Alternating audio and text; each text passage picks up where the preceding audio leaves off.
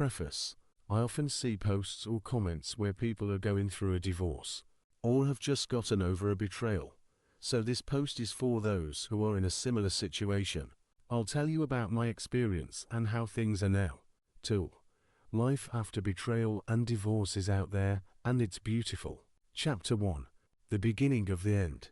With my wife lived 14 years, 2 children, went through fire, water and copper pipes. There was all sorts of things. In November 2024, very unexpectedly for me, we separated. No, really. She just out of the blue to me calmly says, we need to separate. And the arguments were 2.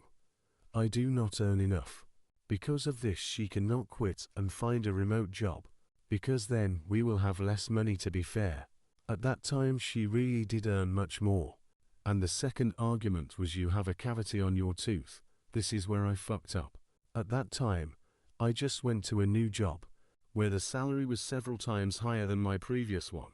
And I gave the answer, well, here it is, the money will appear. If she goes to remote work and with a decrease in salary, it's still enough money for all of us. And about the tooth with decay, I'll fix it. And kind of on this conversation was closed. My arguments worked. But I gave her a weapon in her hands this day, saying the phrase that if the reason is only in money and tooth with the tooth is still in fuck, it is correctable. But if just fell out of love, then yes, here it would be necessary to part. A week passes. All this time I saw that she communicates with me less and less. More and more often goes as something in itself, and as that morning I asked her a question. What's the matter? To what she gives me the answer that everything, love has passed and wilted tomatoes. So all the same, it is necessary to separate. Yes. She gave the same arguments that I gave her. There's nothing to do, so I'm going to go along with it. Chapter 2. My inner hell.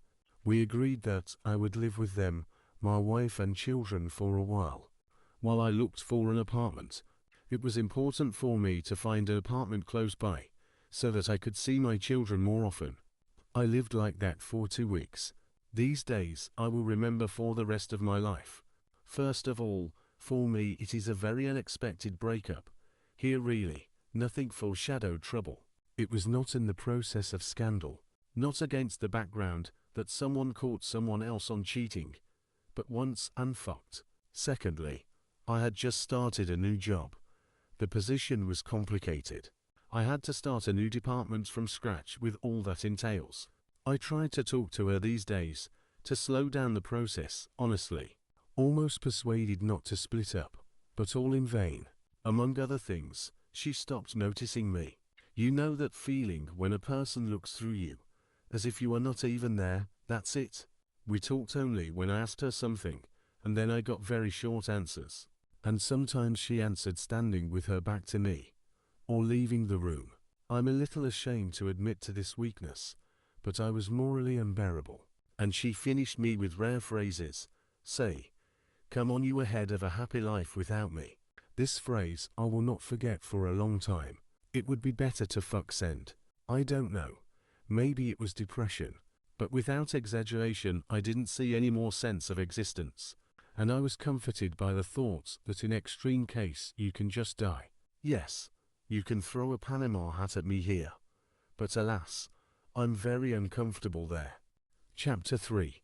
Moving and the real reason for the divorce. I found an apartment, moved in, and then my inner hell continued. The thing is that I do not know how to live alone. I am very lonely.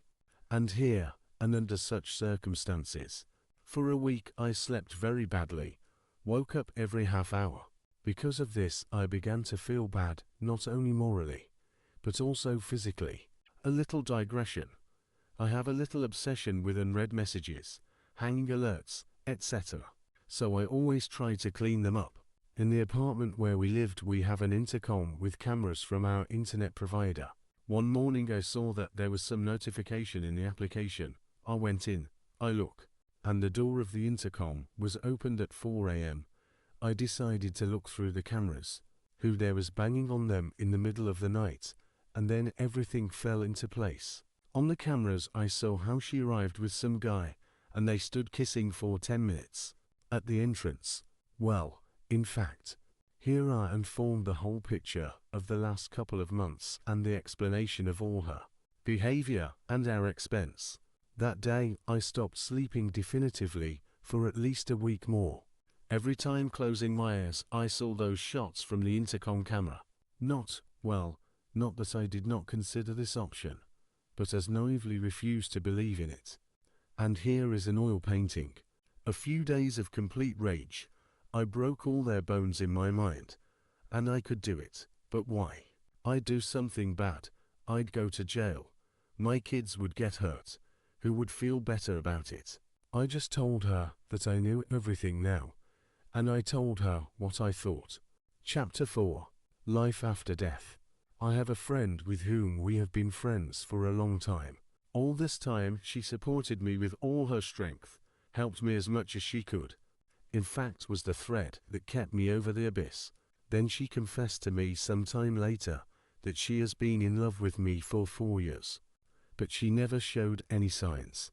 And even more so, she did not try to attract my attention as a partner and not as a friend.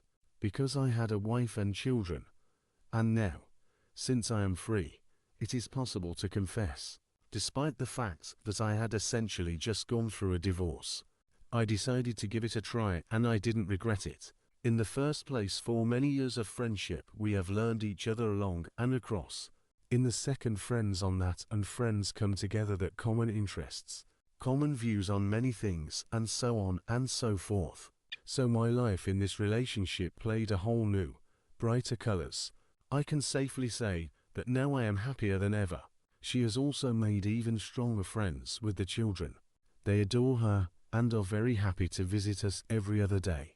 I just want to try to convey from my experience that this is not the end.